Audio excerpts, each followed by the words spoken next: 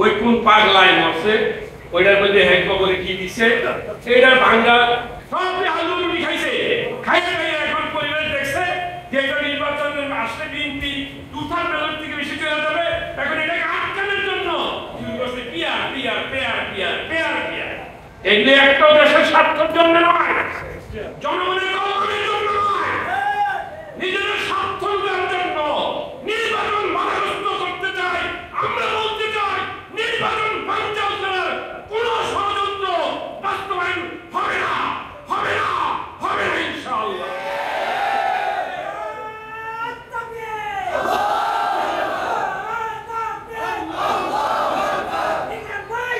প্রক্রিয়া চলে মিশন তৈরি করে ওই কোন পাগলায় মরছে ওইটার মধ্যে হ্যাঁ কবরে কি দিছে এইটার ভাঙ্গা উৎসুক জনতারা ভাঙছে আশপাশের মসজিদের মাদ্রাসা সব শিক্ষকের বাইরে প্রক্রিয়া তৈরি করছে।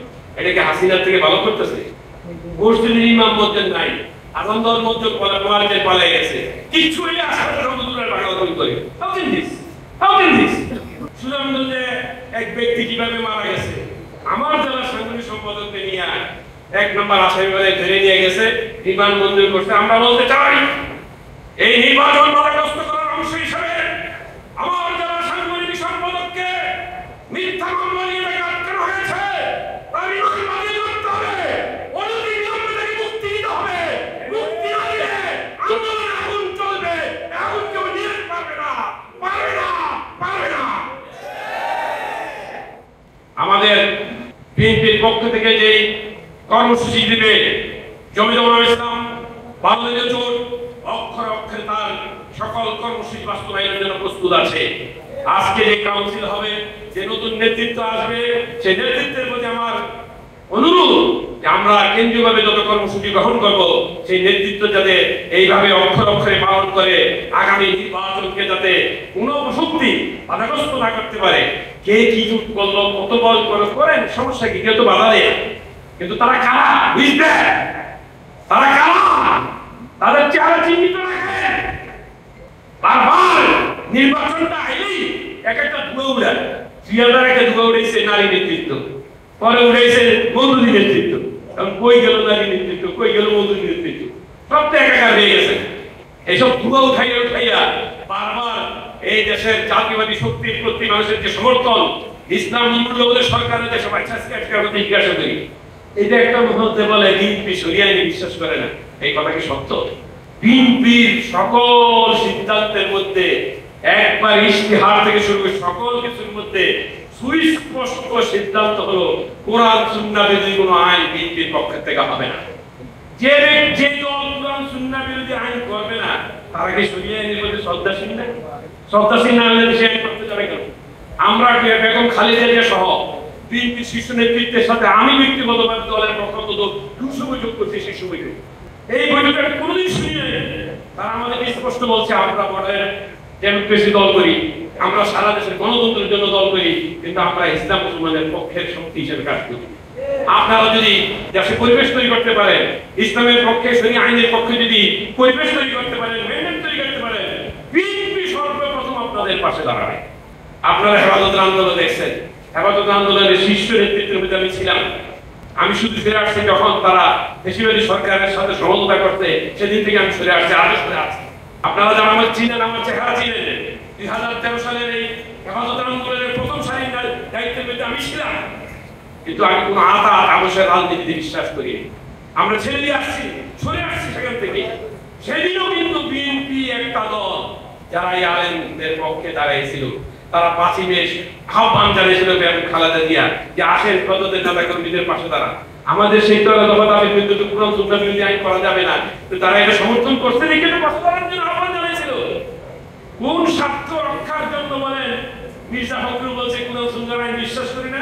সম্পূর্ণ মিথ্যা, সম্পূর্ণ মিথ্যা, অপব্যাখ্যা করা হচ্ছে। আমরা এই জন্য বলি না যে আমরা জোটে আসি বিএনপির সাথে, এই জন্য তাদের পক্ষে সামাই দিই না। আমরা পরিষ্কার ভাষায় বলছি যে আমি ব্যক্তিগতভাবে আমার তো যতক্ষণ পর্যন্ত নাকে দম আছে ততক্ষণ পর্যন্ত দেশে কোরআন সুন্নাহর আইন বাস্তবায়নের জন্য লড়ে যাব। কোরআন সুন্নাহর আইন বাস্তবায়নের জন্যই জোটের শক্তি প্রয়োজন। এই জন্য সেই জোটের সাথে নির্বাচনে যোগ করা হয়েছে, আদর্শগত জোট করা হয় নাই। আদর্শের প্রস্তাবে কোনো ছাড় দেওয়া আসুন। আজকে এই সরকার, আপনারা এক একজনের কত দেশদ্রোহী সরকার বলে, উনি আমাদেরকে কোর্ট দিয়ে দেন বিদেশের কাছে, উনি করিডোর দিয়ে দেন বিদেশিদের কাছে, উনি দিতে দিতে দিতে দিতে এত প্রস্তাব, এত বৈঠক, উনি ক্ষমতার পরে আমরা অন্তত 4 থেকে 5 বার তার সাথে বৈঠক হয়েছে, খালি সুন্দর সুন্দর কথা, আর কথা কোনো কিছু দাবি করলে জবাব দেয়। কিন্তু আইন কিন্তু একটা করতেছে। সর্বশেষ কি করবো, আমাদের দেশের দাবি হলো 90% মুসলমানের দেশে এই হাজার হাজার প্রাইমারি স্কুলের বাচ্চারা ধর্মীয় শিক্ষা কার থেকে হিন্দু শিক্ষক দিয়ে ধর্মীয় হয়ে পড়ে। বলেন কেমন ঠাট্টা, কেমন তামাশা। আমরা দাবি করলাম যে প্রত্যেক স্কুলের মধ্যে একজন ইসলামী শিক্ষক অর্থাৎ মহামানস ধর্মীয় শিক্ষক নিয়োগ করবেন। এটা দিল না, বরং আমাদের সাথে আরেকটা তামাশা করলো, গানের শিক্ষক লাগাইবে। গানের শিক্ষক এত জরুরি? আমাদের দেশে কয়জন গান শিখতে যায়? দিশে নিয়োগ করছেন, আমরা এটাকে আমরা কিছু বলবো না, কিন্তু আপনি কেন 90% মুসলমানের দাবি বিদ্যাঙ্গুলি দেখিয়ে হাজার লক্ষ লক্ষ মুসলমান সন্তানদের ধর্মীয় শিক্ষার জন্য শিক্ষক নিয়োগ দিলেন না? এর জবাব ডক্টর ইউনূসকে দিতেই হবে, দিতেই হবে, দিতেই হবে। আর যদি না দেন, আপনি কি এটি শেষ মনে করছেন? তাই ত্রিভুজ নিরাপদে নাকি জিদাবাদে যাওয়ার রাস্তা কি হইতেছে বুঝতেছেন তো? কেউ কেউ তো হেলিকপ্টারও উঠছে, হেলিকপ্টারও আসতেও পারবে না, ওঠা তো দূরের কথা। এই জন্য এগুলি সামনে চিন্তা রেখা, মানুষের আকাঙ্ক্ষার বিষয়টাকে মাথায় রেখে বাকি সময়টা থাকেন, আর একটা সুন্দর নির্বাচন দিয়ে যান। নির্বাচন নিয়ে হাডুডুডা খেললেন না, ডাকসুতে খেলছেন, এটা একটা সীমিত পরিবেশে খেলছেন, বাইচা গেছেন। জাতীয় নির্বাচনে যদি এই ধরনের তামাশা করতে চান, রেজাল্টের জন্য অপেক্ষা করবেন, অস্তিত্ব কিন্তু খুঁজে পাওয়া যাবে না। আমরা কোনো হুমকি ধমকি দিতে চাই না, আইন শৃঙ্খলাকে আমরা নষ্ট করতে চাই না। আমরা আইন শৃঙ্খলার পক্ষে, সুরক্ষার পক্ষে রেখে আপনি আমার নিবিড়ে, আমরা লোকজন নাই, কিছু নাই, পার্টি একটা বানাইছেন কিং পার্টি, এটা আস্তে আস্তে খালি শূন্যের কোথায় গেছে। এটা প্রথম দেখতে কত হাত গোল ডাক গোল দিয়ে করছে, এখন দিয়ে আস্তে আস্তে এখন এটা ঢাকা সীমিত হইয়া মিডিয়ার কাভারের সামনে এসে বসে। এই কিং পার্টি দেশের মানুষ খায় না। এই জন্য আমরা আমাদের যে কথাটা বক্তব্য দিতে চাই, সেটা হলো আমাদের নির্বাচনটা দিতে হবে। নির্বাচনের পরিবেশ, সুষ্ঠু পরিবেশ আমাদেরকে নিশ্চিত করতে হবে, নিরাপত্তা দিতে হবে। আমাদের প্রার্থীদেরকে হায়ার করা হচ্ছে, বিভিন্নভাবে হয়রানি করা হচ্ছে। ইসলাম আজকে সুষ্ঠু ঘোষণা দিচ্ছে, আমরা সারা দেশে আসন টাসন হিসেবে খেলা হয় খেলে জুটের মধ্যে আমরা যৌক্তিক 10টা সিট চাইছি, তারা যেটা তার হাইকমান্ড সিদ্ধান্ত দিবে। আর ওনারা আমাদেরকে জানাইছেন এমন 6-7 যেটাতে মোটামুটি নিশ্চিত বলা যায় যে উনি পাস করে আসবেন। আমরা এই ধরনের আসনে দাবি করছি, বিগত সময় আমরা যে দাবি করছি সবগুলো আমরা পাস করছি, এই আসনে আমরা চাই।